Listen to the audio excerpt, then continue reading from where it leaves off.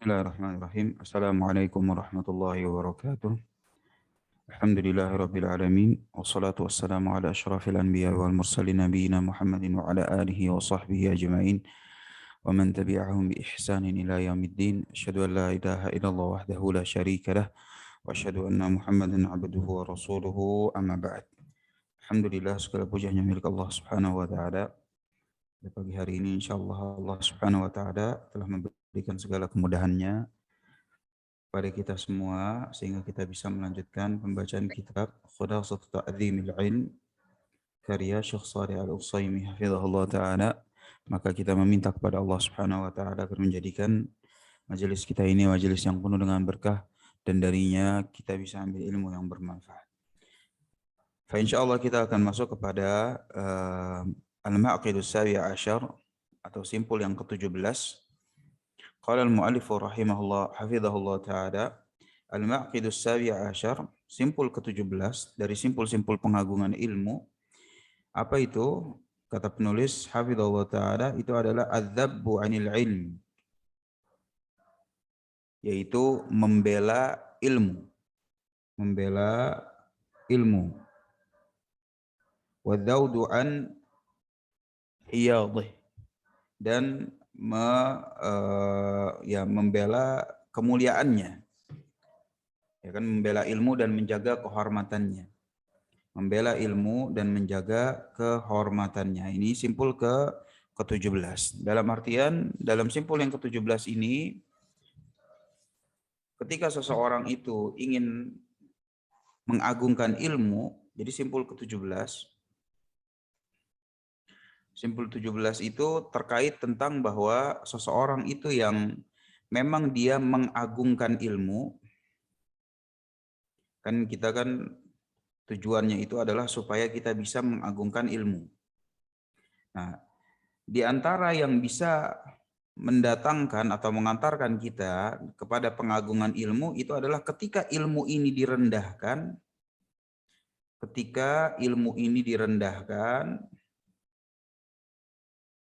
maka kita menunjukkan rasa ada ghirah gitu kan. Ada ghirah. Ketika ilmu ini direndahkan ada ghirah. Kita ingin membela. Kenapa? Ya kita nggak mau kalau sesuatu yang memang itu adalah sesuatu yang kita agungkan, tapi ternyata diperlakukan tidak dengan selayaknya. Nah, simpul 17 ini adalah terkait tentang bagaimana kita ingin membela ilmu ketika ada seseorang atau sesuatu yang memang merendahkan ilmu tersebut. Qala al-mu'allifu hafizahullah ta'ala, inna lil ilmi hurmah. Ilmu itu memiliki hurmatan wafirah, memiliki kehormatan. Tujibul intisara lahu idza tu'urrida di janabihi bima la yasluh. Ilmu itu memiliki kehormatan yang wajib untuk dibela kalau misalnya diperlakukan secara tidak layak. La yasluh, nggak layak dia. Ya kan, ketika ilmu itu diperlakukan secara tidak layak, maka ilmu itu harus dibela. Wa qad dhahara hadzal intisaru 'inda ahli ilmi fi madhahir.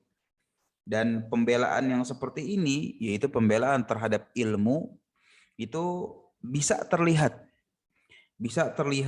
dari bagaimana para ahli ilm, bagaimana para ulama itu membela ilmu itu, ini bisa terlihat dalam berbagai macam sisinya. Minha, di antara kita atau di antaranya pembelaan-pembelaan yang dilakukan oleh para ulama terhadap ilmu itu adalah ar-raddu ala al-mukhalif, membantah penyelisih syariat. Faman istabanat mukhalafatuhu lisyari'ah rudda alaihi kainan mankan. Barang siapa yang jelas penyelisihannya terhadap syariah, ya, jadi permasalahannya bukan permasalahan yang samar, tetapi famanis banat, kalau misalnya penyelisihannya itu adalah famanis tabanat mukhadafatuh, Kalau memang mukhalafatuhu atau penyelisihannya itu adalah istabanat, jelas, ya kan, penyelisihan terhadap syariah itu jelas, rudda alaihi kainan mangkan, maka dia itu dibantah siapapun, dimanapun, kapanpun. Demikian, gitu. Jadi dibantah kalau memang penyelisihannya terhadap syariat itu jelas, gitu. Kenapa sih harus dibantah? Hamiyatan lid-din wa nasihatan lil muslimin. Karena kita ingin melindungi agama, ya kan, ini para ulama ingin melindungi agama dari segala jenis penyesatan-penyesatan, pengeliruan-pengeliruan, pengkaburan-pengkaburan, ya kan? Hamiyatan lid-din, semangat untuk menjaga agama, wa nasihatan lil muslimin, dan juga sebagai nasihat kepada kaum muslimin. Sehingga di antara pembelaan, ya kan, ketika misalnya ilmu itu direndahkan, di antaranya itu adalah ketika ilmu itu diselisihi secara jelas.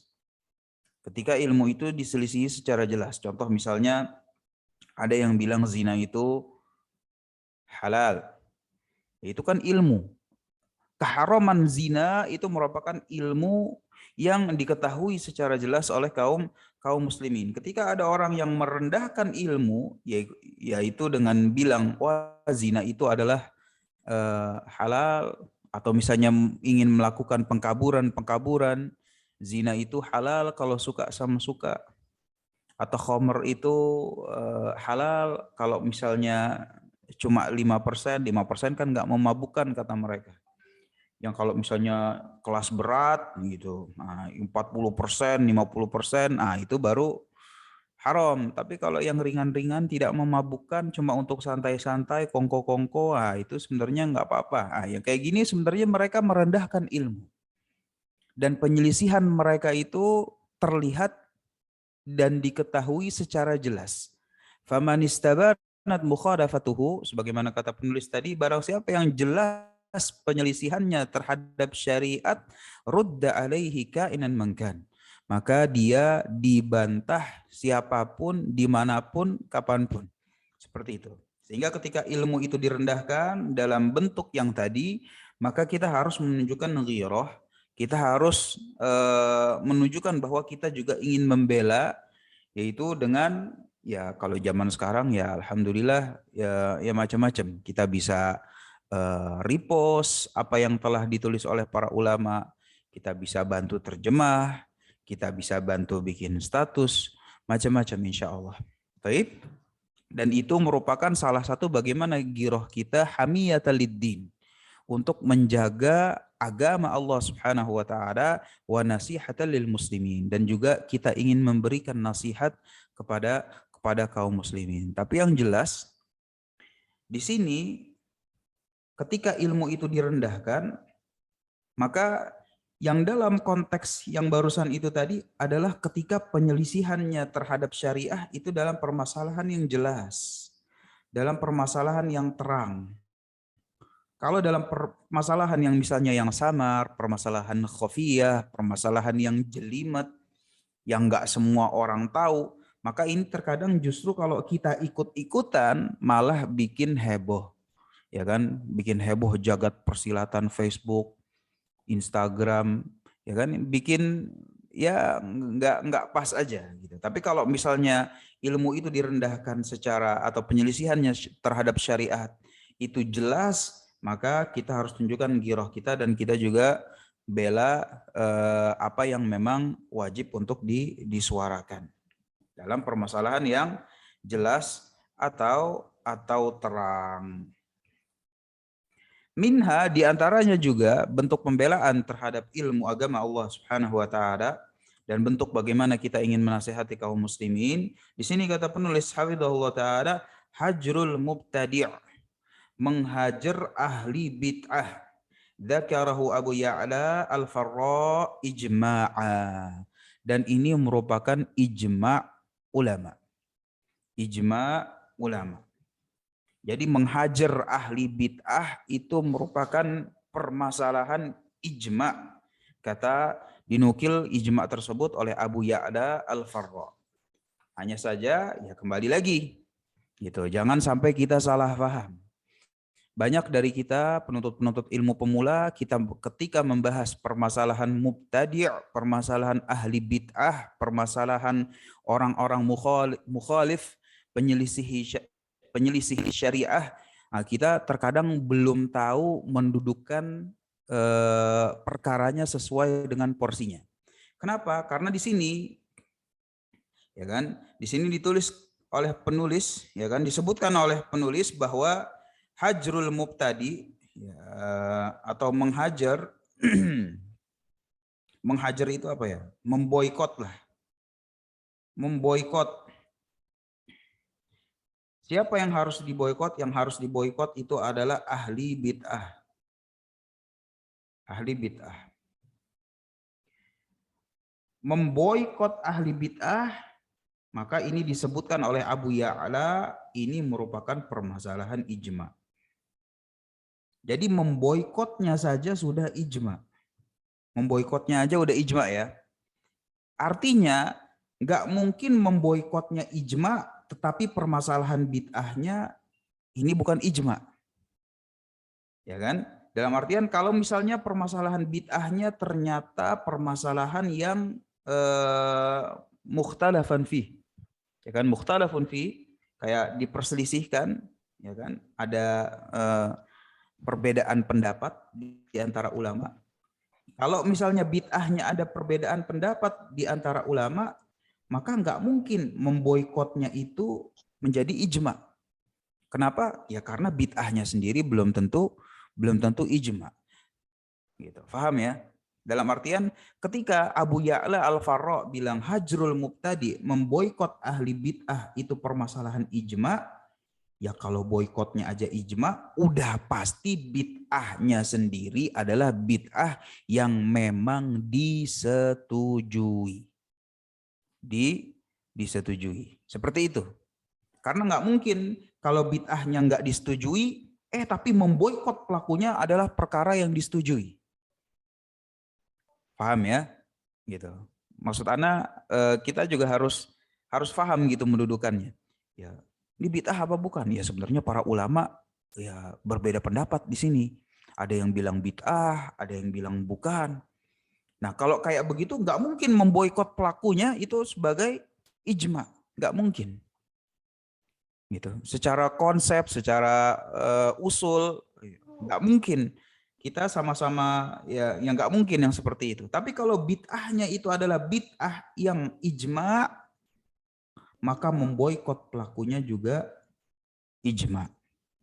Oleh karena itu, dahulu para ulama kalau misalnya mereka membahas ahli bid'ah, ya kan, maka mereka membahas ahli bid'ah yang memang disetujui kebid'ahannya. Ya kan, ya kalau zaman sekarang misalnya apa Ahmadiyah, ya kan, apalagi Syiah, ya kan, liberal, Ahmadiyah, Syiah, liberal, ini merupakan bid'ah yang disetujui. Ini disetujui. Sehingga memboikot pelakunya, memboikot orang-orang yang seperti ini, itu juga permasalahan ijma. Paham? Gitu. Tetapi kalau misalnya bid'ahnya itu yang mukhtalafun fi, contoh bid'ah kunut subuh. Kunut subuh. Bid'ah atau bukan Ustaz? Ya menurut ana bid'ah. Menurut antum? Ya menurut antum yang ya ini enggak bid'ah gitu. Artinya kunut subuh merupakan bid'ah yang tidak disetujui. Ulama berselisih di situ. Ada yang bilang bid'ah, ada yang bilang enggak. Maka kita enggak akan temukan fatwa memboikot pelaku ahli kunut subuh. Enggak mungkin. Gitu. Enggak mungkin ada ijma untuk memboikot pelaku kunut subuh. Enggak mungkin. Kenapa? Karena kunut subuhnya itu adalah perkara yang diperselisihkan oleh para ulama.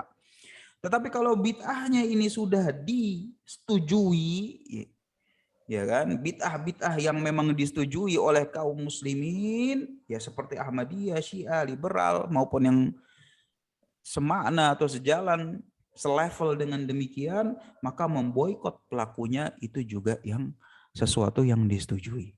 Paham? Seperti itu. Seperti itu.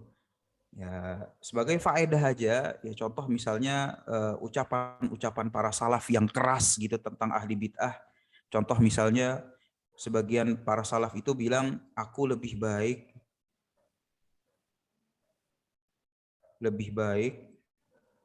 ya kan? Apa? Bertetangga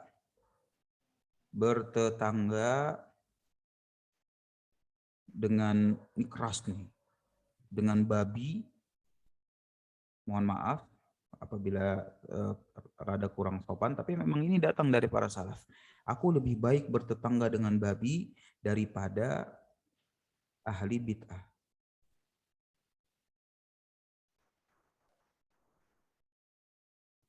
Ya kan?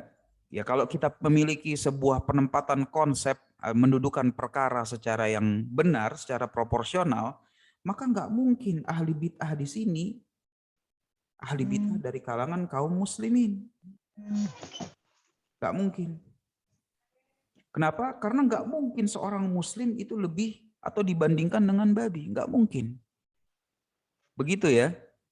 Jadi atau enggak misalnya ada orang yang nggak mau ngomong sama ahli bid'ah sama atau kayak gimana yang perkataan-perkataan dari para salaf yang semakna dengan ini yang keras, yang tegas luar biasa, maka kita timbang lagi bid'ah yang kayak gimana nih apa yang diperlakukan seperti ini. Apa iya? Ya kalau misalnya sampai kayak gini, masa iya ahli bid'ah yang masih muslim dibandingkan dengan ini? Ini nggak mungkin. Nah, kerangka-kerangka seperti inilah yang terkadang kita itu masih luput. Gitu. Bermodal semangat belaka, kemudian dia baca kitab secara sendirian, atau dia baca kitab sama ustadz yang juga gulu dalam permasalahan ini dan tidak mampu mendudukan perkara secara proporsional, akhirnya jadilah dia ya apa ya, seorang pendekar lah di mana-mana. Wah, hantem sana, hantem sini, hantem sana, hantem sini. Padahal perkaranya tidak seperti apa yang dia fahami. Nah, ini sekedar faedah aja. Sehingga ketika di sini Abu Ya'la menukil al-ijma, ya kan, wa minha hajrul mubtadi, ahli bid'ah, memboikot ahli bid'ah. Memboikot ahli bid'ah di sini, wa minha hajrul mubtadi, memboikot ahli bid'ah, dzakarahu Abu Ya'la al-Farra ijma'a. Dinukil ijma' oleh Abu Ya'la al-Farra. Sehingga ketika dibilang ahli ijma' di sini, maka mubtadi di sini juga harus ahli bid'ah atau mubtadi yang memang disetujui kebid'ahannya. Sehingga jelas di sini konteksnya. Yang pertama, famanistabanat mukhadafatuhu lisyariah. Penyelisihannya itu dalam perkara yang jelas. Selain dalam perkara yang jelas, ini juga merupakan ijma. Ya kalau perkara yang jelas yang ijma itu merupakan bid'ah yang memang disetujui. Jadi memang selaras. Apa yang dibahas oleh penulis hafizahullah ta'ala itu merupakan selaras dan bagi kita untuk memahami konteksnya secara utuh. Fala yu'khadul ilmu an ahli al-bid'ah. Maka ahli bid'ah itu tidak diambil ilmunya. Ya kan, ini hukum asal bahwa kalau kita memang mau belajar syariah, maka kita tidak belajar kepada ahli bid'ah. Nah, ini hukum asal. Gitu. Lakin idza turra ilaihi fala ba'sa. Ya, tetapi ada pengecualian. Kalau memang sangat-sangat ya kebutuhannya itu darurat, idza turra ilaih, kalau memang kebutuhannya darurat, fala ba'sa, maka enggak apa-apa. Kama fir riwayati anhum lada al-muhadditsin. Sebagaimana para muhadditsin itu sebagian dari mereka memiliki riwayat-riwayat yang datang dari para ahli bid'ah. Gitu. Tapi karena memang dibutuhkan maka boleh mengambil ilmu dari mereka kalau memang dibutuhkan. Nah, sepertinya Ana udah pernah menerjemahkan satu video pendek dari Syekh Walid bin Rashid As-Saidan tentang belajar dari ahli bid'ah dipersyaratkan 3 syarat. Belajar dari ahli bid'ah dipersyaratkan itu 3 syarat. Nah, antum bisa merujuk ke situ. Baik. Wa minha diantaranya juga bentuk pembelaan kita terhadap ilmu apabila direndahkan. Apabila direndahkan itu adalah zajrul muta'allim idza ta'adda fi bahthihi aw dhahara minhu ladadun aw su'u adabin. Nah, di antara bentuk ya kan, tadi kan kita udah bilang bahwa ilmu itu ketika direndahkan maka harus ada ghirah maupun pembelaan. Nah, di antara bentuk ilmu itu direndahkan itu adalah ketika seorang pembelajar, ya kan, seorang santri, ya, kita semua ini kan masih dalam tingkatan santri gitu ya. Tetapi nanti kalau misalnya memang nanti Allah Subhanahu wa taala memuliakan salah satu dari antum sehingga antum itu bisa ada yang menjadi ulama, maka jangan lupa yang seperti ini. Apa itu? Bahwa ketika santri itu memiliki adab yang buruk, ya kan? Ya kalau dalam zaman sekarang misalnya ada santri yang memang akhlaknya itu lebay, ini bentuk ilmu itu direndahkan. Kenapa? Karena santri itu harusnya tempatnya ilmu. Santri itu kan tempatnya ilmu. Ya kan? Ya santri itu kan bahasa Indonesia, bahasa Arabnya itu adalah talibul ilm, pencari, penuntut ilmu. Ilmu itu dituntut, ilmu itu pengen disimpan sama dia, di dalam dirinya dia. Sehingga santri itu adalah tempatnya ilmu. Kalau santri itu sudah menjadi tempatnya ilmu, maka harusnya keluarannya juga bagus, outputnya itu juga bagus. Sehingga ketika outputnya buruk, ya kan, outputnya ini buruk, maka ini bentuk merendahkan apa yang ada dalam dirinya dia. Apa yang ada dalam dirinya dia itu ilmu. Sehingga ketika ilmu itu direndahkan, maka gurunya juga harus menunjukkan ghirah dan menunjukkan pembelaan. Ya kan? Gurunya ya, gurunya. Jadi kalau nanti misalnya ada dari antum menjadi ulama, amin amin ya rabbal alamin, terus ada santri antum yang memang menunjukkan adab yang buruk, lebay, kasar, segala macam. Nah, yang seperti ini, maka gurunya juga harus menunjukkan ghirah dan membela, bukan membela santrinya, tetapi membela ilmunya. Nah, di antara bentuk pembelaan tersebut itu adalah zajrul muta'allim. Nah, ini si santri ini kita nasihati secara keras. Gitu. Ya. Terkadang kalau zaman sekarang santri dinasihati secara keras malah kabur dari ma'had. Ya, yang kayak begini ya rada susah ya. Mencetak yang lembek kayak begini susah. Gitu. Ya santri itu ya namanya santri. Ya cetakannya itu memang cetakannya itu harus keras gitu. Rada susah kalau santri lembek itu mau jadi orang, mau jadi ulama, mau jadi ustadz, mau jadi thalib, mau jadi penuntut ilmu. Tapi kalau lembek mentalnya ya rada susah ya. Gitu dinasehati keras dikit, kabur, ngambek, nangis, ya yang kayak begini rada susah.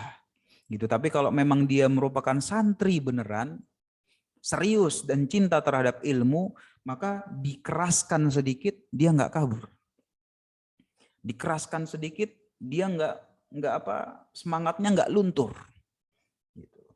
Maka yang seperti ini kalau misalnya ada santri yang memang itu tadi ada adab yang buruk, ya kan, su'u adab atau misalnya lebay gitu, ta'adda fi bahthihi, kasar dalam omongannya, ladadun, ya kan, lisannya itu terlampau keras, maka gurunya harus menasehati secara keras. Nasihati secara keras. Wa in ihtajal muallimu ila ikhrajil muta'allim min majlisihi zajran lahu falyaf'al. Kalau perlu ada santri yang memang adabnya buruk di majelis, diusir. Diusir aja. Diusir min majlisihi, diusir dari majelis, zajron lahu, sebagai bentuk peringatan keras terhadap dia, fal yaf'al, udah usir aja. Kalau emang santrinya begini, adabnya buruk, lebay, kata-katanya kasar di dalam majelis, ya kan? Kalau emang harus diusir, udah usir aja. Fal yaf'al, diusir. Diusir aja sama gurunya. Nah, kama fa'ada Sufyan wa kama kana yaf'aluhu Syu'bah ma'a Affan ibni Muslimin fi darsihi. Sebagaimana hal ini pernah dulu dilakukan oleh Syu'bah, nah ini yang masyhur. Syu'bah ibnul Hajjaj Abul Bustam. Ya, ini Al-Wasiti, ahli hadis yang ya terkenal lah ini. Syu'bah. Syu'bah itu punya murid namanya Affan ibni Muslim. Nah, ini sebagai apa ya, faedah saja tentang cerita-cerita para muhaditsin, cerita-cerita para rawi hadis, bahwa yang namanya ada satu perawi hadis namanya itu Syu'bah. Syu'bah ini julukannya itu adalah Amirul Mukminin fil hadis. Paham? Kenapa nih? Kok buram ya?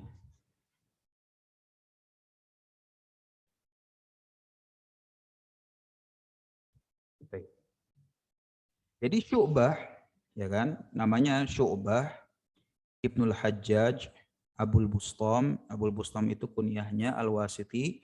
Julukannya itu adalah Amirul Mukminin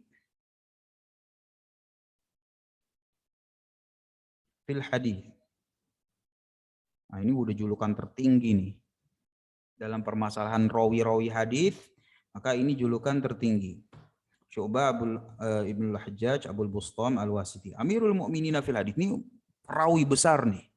Antum mau dapati kitab hadisnya apapun, ya kan, mau Bukhari, mau Muslim, mau Ibnu Majah, mau An-Nasai, maupun apapun, kalau udah ada Syu'bah masuk gitu. Kemungkinan besar ini merupakan rantai hadis-hadis yang sahih. Gitu, karena ada dia. Rahimahullah taala. Syu'bah ini punya murid namanya Affan ibnu Muslim. Itu gue jajan mana Kak? Gitu. Syu'bah punya murid namanya Affan bin Muslim. Affan bin Muslim. Satu hari Syu'bah itu pernah mengusir si Affan bin Muslim ini. Jadi Affan bin Muslim hadir di majelisnya Syu'bah karena satu dan lain hal, ya kan, di majelisnya mungkin si Affan bin Muslim ini kurang menunjukkan adab yang baik, maka Syu'bah mengusir si Affan bin Muslim. Dan subhanallah, setelah Affan bin Muslim ini diusir, Affan bin Muslim pun berubah. Affan bin Muslim ini berubah, dan sejak pengusiran tersebut dia berubah 180 derajat dan dia menjadi jauh lebih baik rahimahullah ta'ala. Oleh karena itu Affan bin Muslim yang tadinya bukan siapa-siapa, kemudian karena pengusiran yang dilakukan oleh gurunya yaitu Syu'bah ibnul Hajjaj, Affan bin Muslim itu menjadi rawi yang tingkatannya itu adalah thiqah dan dipakai di 6 kitab kutubus sittah, 6 kitab hadis. Ini kalau perawi yang udah thiqah dan dipakai di dalam 6 kitab hadis, ini merupakan salah satu orang terbaik dari umat ini. Kita harus tahu tuh. Kalau tingkatannya udah thiqah dan levelnya itu dipakai di 6 kitab hadis kutubus sittah, maka itu merupakan salah satu orang terbaik dari umat ini. Maka kita harus tahu, dan bisa jadi seperti itu karena adanya pengusiran yang dilakukan oleh Syu'bah ibnul Hajjaj. Jadi menunjukkan memperingatkan murid secara keras pada tempatnya itu bermanfaat bagi bagi murid tersebut. Ya tentunya murid yang ya rada susah memang itu tadi.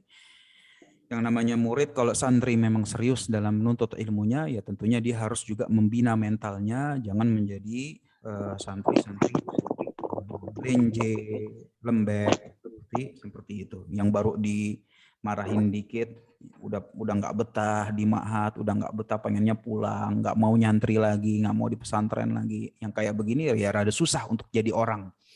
Rada susah untuk jadi orang. Jangankan dalam masalah agama, dalam masalah dunia sekalipun, ya kalau misalnya kita karyawan yang ketika dinasehati oleh atasan ngambek, yang kayak begini juga susah maju. Karena kayak itu kita sebagai orang muslim, ya kita juga harus membina mental kita. Janganlah punya mental ngambekan, lenje, loyo, segala macam. Biasa, masukan dari orang, kritikan dari orang itu membangun diri kita untuk ke arah yang lebih baik. Itu dalam segi dunia, apalagi dalam segi agama. Baik. Jadi di antara pembelaan yang bisa dilakukan oleh guru terhadap ilmu itu adalah menasehati atau memberikan peringatan yang keras terhadap para muridnya. Kita lanjutkan sedikit lagi. Qala al-mu'allifu hafizahullah ta'ala wa qad yuzjarul mu'allimu bi adamil iqbali alaihi wa tarki ijabatihi. Fasukutu jawab. Nah, terkadang guru itu ya kan, guru itu bisa memberikan peringatan. Terkadang guru itu bisa memberikan peringatan terhadap si muridnya dengan apa? Dengan nggak ditanggepin, muridnya dicuekin. Muridnya dicuekin, watarki ijabatihi, atau dia nanya kita nggak jawab. Dia nanya kita nggak jawab. Dia nanya kita nggak jawab, maka fasuku tuh jawab. Dengan diemnya kita itu merupakan jawaban. Jawaban atas apa? Jawaban atas si murid ini emang nggak punya adab. Si murid ini nggak punya adab. Sebagaimana dikatakan oleh Al-A'mash, Sulaiman bin Mihran. Kata Al-A'mash, as-sukutu jawab. Diamnya seorang guru itu merupakan jawaban. Jawaban dari apa? Jawaban dari ketidakpunya adaban si murid. Gitu. Jadi kalau misalnya terkadang ada yang nanya langsung ke WA ke Ana gitu. Setelah WA ke Ana, pertanyaannya pun nggak punya adab gitu. Yang kayak gini Ana malas jawabnya. Yang kayak begini Ana malas jawabnya. Atau dia misalnya WA dalam waktu-waktu yang sensitif gitu. Habis misalnya jam 10:30 malam dia masih WA. Apa iya nggak bisa nunggu pertanyaan antum sampai subuh gitu? Seurgen apa? Kan kita lihat nanti. Yang seperti ini ketika kita tidak menjawabnya, maka itu merupakan salah satu bentuk bagaimana kita mengajarkan adab kepada orang lain. Dan yang seperti ini biasa gitu. Ya kan ketika kita WA masyayikh nggak jawabnya baru 3 hari. Dan itu harus diingatkan atau nggak dijawab sama sekali. Atau ada pertanyaan-pertanyaan yang terkadang justru malah mengganggu mereka. Yang kayak begini biasa dalam dunia persantrian. Dalam dunia persantrian, dan kita juga harus tahu ketika memang kita dihadapkan situasi tersebut, maka yang harus mawas diri itu adalah diri kita sendiri sebagai santri. Jangan-jangan kita yang memang kurang adab terhadap guru kita. Wa ra'ayna hadza katsiran min jama'in minasyuyukh. Nah, sebagaimana di sini kata penulis pun dia bilang gitu. Dan kami juga melihat bahwa yang seperti ini itu banyak terjadi pada jamaahnya atau pada murid-muridnya para guru-guru kami. Minasyuyukh. Minhum, di antara mereka yang melakukan hal tersebut itu adalah Al-Allamah Ibnu Baz. Ya kan, sebagaimana dibilang Syekh Abdul Aziz Ibn Baz itu melakukan demikian. Melakukan seperti apa? Nah, di sini dijelaskan oleh penulis hafizahullah ta'ala, wa rubbama sa'alahu sa'ilun amma la yanfa'uhu. Terkadang ada orang penanya yang menanyakan sesuatu yang enggak bermanfaat buat dia. Misalnya apa ya? Penuntut ilmu pemula tetapi pengen menilai masyayikh gitu. Ya kalau misalnya ada penuntut ilmu pemula terus dia bilang ini Syekh Shalih Al Fauzan emang Syekh sunnah Ustaz. Yang kayak begini udah males nih. Ya kan nggak bermanfaat buat dia.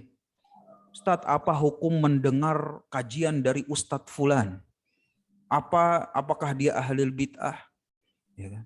Atau misalnya dia langsung terang-terangan, Ustadz, apa hukumnya begini, kafir apa enggak? Atau yang paling banyak itu ditanyakan ke anak sering bilang, Ustadz, presiden kita kafir apa enggak? Ya, serius antum gitu kan. Yang kayak begini ini merupakan pertanyaannya layan fauh. Enggak bermanfaat bagi dirinya gitu. Apa maksudnya di situ ditanya? Dan kalau dijawab antum mau apa? Kan gitu. Nggak ada yang bisa, dia nggak bisa ngapa-ngapain. Yang seperti ini pertanyaan yang nggak ada manfaatnya, maka fataroka syekhu ijabatah. Nah, kalau pertanyaan-pertanyaan yang memang nggak bermanfaat, maka Syekh bin Baz pun nggak ngejawab. Nggak usah dijawab. Nggak usah dijawab. Wa amarul qari ayyuwasila qira'atah. Jadi kalau misalnya pertanyaannya itu datang di majelis, Syekh bin Baz sudah diamin aja, langsung bilang, udah lanjut, kita baca buku aja. Lanjut pembacaannya. Jadi yang nanya dicuekin begitu aja, au ajabahu bi khilafi qasdihi. Atau dia menjawab untuk dengan menyelisihi apa yang dia mau. Ya kan, terkadang misalnya ada orang dari kaum muslimin itu, dari santri-santri pemula itu, ketika memang menanya, maksudnya itu adalah menghantam sana sini. Ya kan, kalau misalnya ditanya, Ustadz, apa hukum mendengar dari Ustadz Fulan? Karena dia begini. Nah, terkadang kalau yang seperti ini kita pengen levelnya kita, udah santai aja. Nah, kita bisa jawab dengan jawaban yang pengen menyelisihi apa yang dia mau. Yang dia mau kan kita menghantam Ustadz Fulan. Ya, kita pengen ngeluarin bantahan terhadap Ustadz Fulan. Itu yang dia mau. Tetapi karena memang dia ini adalah orang yang nggak punya adab, ya kita jawab dengan menyelisihi apa yang dia mau. Kita cuman bilang, alhamdulillah kita semua di sini kaum muslimin, yang paling penting itu adalah ta'awun 'alal birri wat taqwa. Udah kita begituin aja. Nanti dia bakal kecewa tuh. Bakal kecewa. Si Ustadz Fadil nih lembek nih, nggak tegas, nggak kokoh, nggak apa-apa. Yang kayak begitu nggak apa-apa. Tapi yang penting kita melakukan hal tersebut sebagai dengan penuh keikhlasan, sebagai bentuk pelajaran adab terhadap orang-orang tersebut, dan ini merupakan bagaimana para masyayikh kita mengajarkan adab kepada murid-muridnya, dan ini merupakan bentuk bagaimana kita membela kehormatan ilmu. Sehingga dalam simpul ke-17 ini kita bisa mengetahui bagaimana ketika ilmu itu dihadapkan atau diperlakukan secara tidak layak, baik dengan penyelisihan ilmu yang jelas terhadap syariah, ataupun dengan pembuatan atau pelakuan keyakinan yang sifatnya bid'ah yang disetujui, ataupun memang datang dari santri yang memang outputnya itu baik dari adabnya, lisannya, kemudian adab dalam majelisnya itu kurang baik, maka itu semua pun perlu dibela sesuai dengan porsinya masing-masing. Itu simpul ke-17.